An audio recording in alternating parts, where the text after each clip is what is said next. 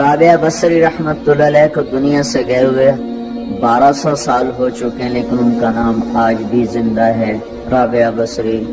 گلگت کی عورتوں کو بھی پتہ ہے رابعہ بصری کوئی بڑی اعلیٰ درجے کی خاتون تھی، پنجاب کی عورت کو بھی پتہ ہے، عرب کی عجم کی عورتوں کو پتہ ہے رابعہ بصری نہ کوئی شہزادی تھی، نہ کوئی ملکہ تھی، نہ کوئی وہ خوبصورت تھی، نہ کوئی خاندانی تھی، بلکہ عورت ہونے کے لحاظ سے ہر عیب اس میں تھا۔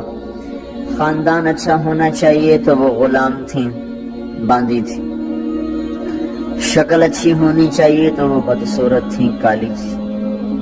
پہ چلو شکل میں کیسی ہو، خاندان کیسا، اولاد کے قابل تو ہو، رابعہ بصری اولاد کے قابل بھی نہیں تھی، بانج اس کو کہتے ہیں، جو عورت اولاد کے قابل نہ ہو اس کو اردو میں بانج کہتے ہیں، عربی میں عقیم کہتے ہیں، آپ کی زبان میں بھی کچھ کہتے ہوں گے، ہیں؟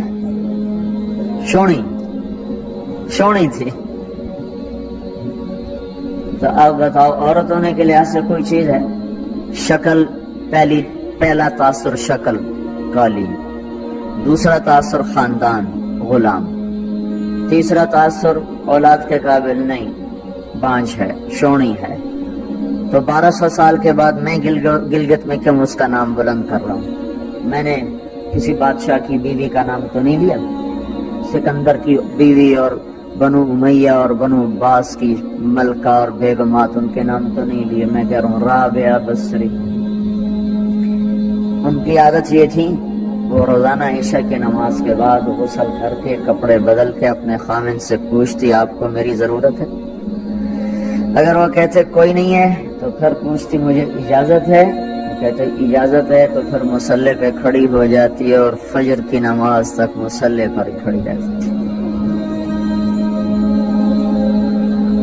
ان کا خامن جلدی فوت ہو گیا، جوانی میں ہی بیوہ ہو گئی، تو حسن بصری بصرہ کے امام، کیا سارے مسلمانوں کے امام تھے، وہ خود آئے، خود چل کے آئے کہ میں آپ سے شادی کرنا چاہتا ہوں۔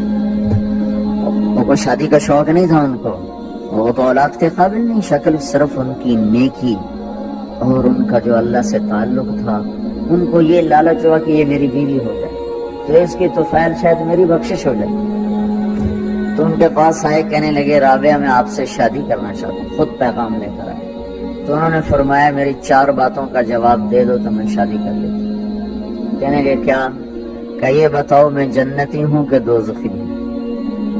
کہنے لگے یہ تو میں کچھ نہیں کہہ سکتا۔ اچھا یہ بتاؤ جب اللہ تعالیٰ قیامت میں اعمال نامے اڑائے گا، کسی کے سیدھے ہاتھ میں آئے گا، کسی کے الٹے ہاتھ میں آئے گا، میرے سیدھے ہاتھ میں آئے گا کہ الٹے ہاتھ میں آئے گا؟ کہنے لگے یہ بھی کچھ نہیں بتا سکتا۔ کہنے لگے اچھا یہ بتاؤ جب اللہ نیکیوں کو تولے گا، کسی کی نیکیاں بڑھ جائیں گی، کسی کے گناہ بڑھ جائیں گے، میرے گناہ زیادہ ہوں گے نیکیاں زیادہ ہوں گی؟ کہ یہ بھی نہیں بتا سکتا۔ کہ اچھا یہ بتاؤ جب لوگ پل صراط سے گزریں گے، کوئی پار نکل جائیں گے، کوئی نیچے گر جائیں گے، تو میں پار نکلوں گی کہ دوزخ میں گروں گی؟ کہنے لگے یہ بھی میں نہیں بتا سکتا۔ تو پھر فرمایا اچھا جاؤ مجھے تیاری کرنے دو، مجھے ان 4 باتوں کی تیاری کرنی ہے، میرے پاس شادی کے لیے وقت کوئی نہیں ہے۔ ایک دن اٹھی، سالن پکانے کے لیے سالن ہانڈی، دیکھا تو پیاز کوئی نہیں، اب پیاز کاٹ کے ہانڈی میں ڈالا جاتا ہے۔ اب پریشان بیٹھی ہیں، نہ کوئی بیٹا، نہ بیٹی، نہ خامن، نہ بھائی، نہ کوئی خادمہ۔ اب سوچ میں پڑی پیاز کہاں سے لوں؟ اوپر سے ایک چیل اڑتی ہوئی جا رہی تھی، اس کے پنجوں میں پیاز تھا۔